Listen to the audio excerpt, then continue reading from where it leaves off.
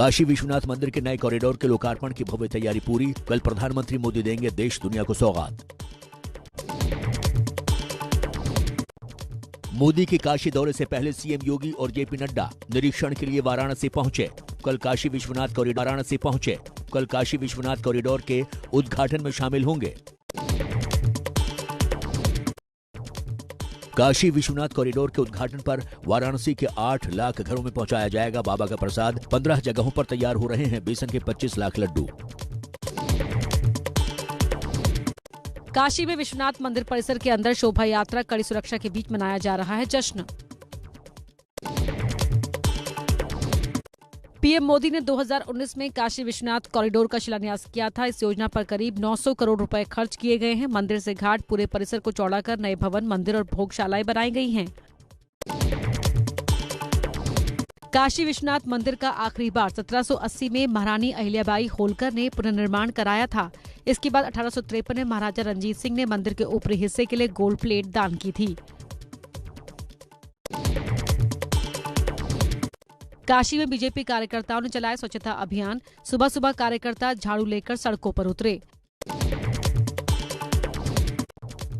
प्रधानमंत्री मोदी ने बैंक जमा राशि बीमा कार्यक्रम में जमाकर्ताओं को संबोधित किया। कहा, बैंक डूबने पर अब 1 लाख की जगह 5 लाख रुपए मिलेंगे। मोदी सरकार पर प्रियंका गांधी का हमला। केंद्र सरकार झूठ, लालच और लूट की सरकार है। सरकार सिर्फ कुछ लोगों के लिए काम कर रही है। कैसी सरकार होती है जिसका लक्ष्य होता है झूठ, लालच और लूट? और आज की जो केंद्र सरकार है तो यही दूसरी तरह की सरकार है। राहुल गांधी के हिंदुत्ववादी वाले बयान पर बीजेपी का वार। यूपी के उप मुख्यमंत्री केशव प्रसाद मौर्य ने कहा, 2014 में कमल नहीं खिला होता तो राहुल गांधी अपने आप को हिंदू नहीं मानते। विपक्ष को दृष्टि दोष और मानसिक दोष हो चुका है। 14 में अगर कमल नहीं खिला होता तो अपने को हिंदू भी नहीं कहते। आज उनको विवशता में भाजपा की विचारधारा को स्वीकार करना पड़ रहा है। हिंदुत्ववादियों पर हमले को लेकर बीजेपी का राहुल गांधी को जवाब। अमित मालवीय ने मनमोहन सिंह के बयान का जिक्र किया। मालवीय ने कहा, कांग्रेस नई मुस्लिम लीग बन गई। मोदी सरकार पर प्रियंका गांधी का हमला। केंद्र सरकार झूठ, लालच और लूट की सरकार है। सरकार सिर्फ कुछ लोगों के लिए काम कर रही है। कैसी सरकार होती है जिसका लक्ष्य होता है झूठ, लालच और लूट? और आज की जो केंद्र सरकार है तो यही दूसरी तरह की सरकार है। एटा में बीजेपी का बूथ अध्यक्षों का सम्मेलन। बीजेपी के राष्ट्रीय अध्यक्ष जेपी नड्डा ने दिया कार्यकर्ताओं को जीत का मंत्र। ये हमारी पार्टी है जो सबका साथ, सबका विकास, सबका विश्वास और सबका प्रयास लेकर के चलती है। एटा में बीजेपी के बूथ अध्यक्ष सम्मेलन में शामिल हुए जेपी नड्डा और सीएम योगी। योगी ने साधा विपक्ष पर निशाना। प्रधानमंत्री जी इसका शिलान्यास करेंगे, उस समय कहेंगे कि हमने भी सपना देखा था बनाने का, लेकिन बना नहीं पाए थे।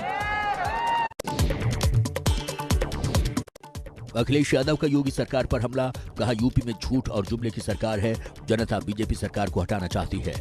एक तरफा उत्तर प्रदेश की जनता ने मन बनाया कि भारतीय जनता पार्टी को हटाना है, और जो जनता चाहती है बदलाव, उसको कौन रोक सकता है? अखिलेश यादव की मौजूदगी में आज बाहुबली हरिशंकर तिवारी के दोनों बेटे और भांजे समाजवादी पार्टी में शामिल हुए।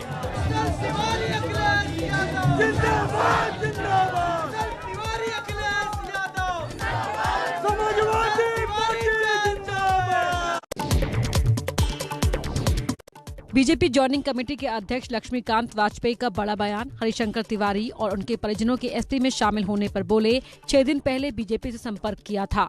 कोई कहीं शामिल हो, हमें कोई आपत्ति नहीं है, लेकिन भारतीय जनता पार्टी अपने यहाँ शामिल करने के मामले में स्क्रीनिंग कर रही है आए हुए लोगों के बारे में। यूपी चुनाव से पहले बीजेपी में शामिल हुए महाराजा सुहेलदेव सेना के राष्ट्रीय अध्यक्ष बब्बन राजभर अपने तमाम कार्यकर्ताओं और अपने दल के नेताओं के साथ भाजपा की सदस्यता ग्रहण की। यूपी के पिछड़ा वर्ग कल्याण मंत्री अनिल राजभर का ओपी राजभर पर हमला। कहा, राजभर समाज के दुश्मन उनके साथ गए। और जिससे महाराजा सुहेलदेव की लड़ाई हुई, उसको सम्मान देने पहुंच जा रहे हो, तो उसी दिन हमने कहा कि भाई इनके बारे में तो कुछ सोचना चाहिए, समझ में नहीं आ रहा इनका डीएनए के। जेपी नड्डा ने अखिलेश यादव पर साधा निशाना, कहा यूपी में पहले प्रजातंत्र नहीं दंगा तंत्र था। सीएम योगी ने दंगा तंत्र को खत्म किया। ये प्रजातंत्र नहीं था, ये दंगा तंत्र था, और इस दंगा तंत्र को समाप्त करके योगी जी ने यहाँ पर शांति, अमन, चैन और विकास की एक नई कहानी लिखी है।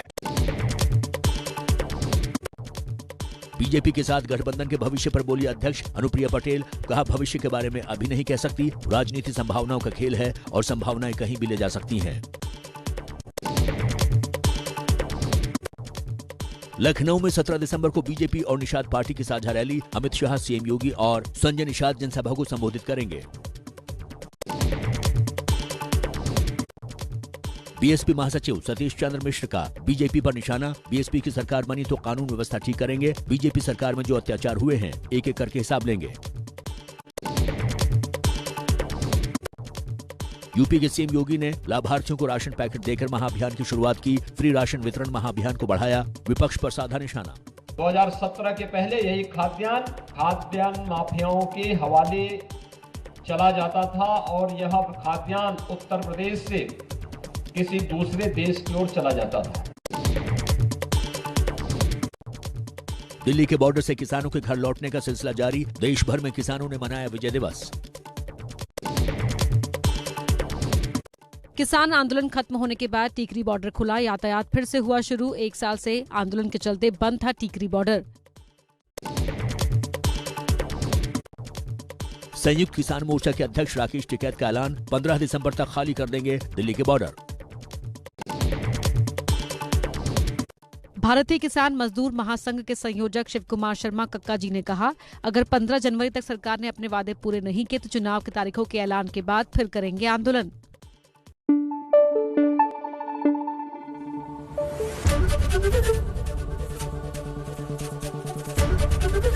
एबीपी न्यूज आपको रखे आगे।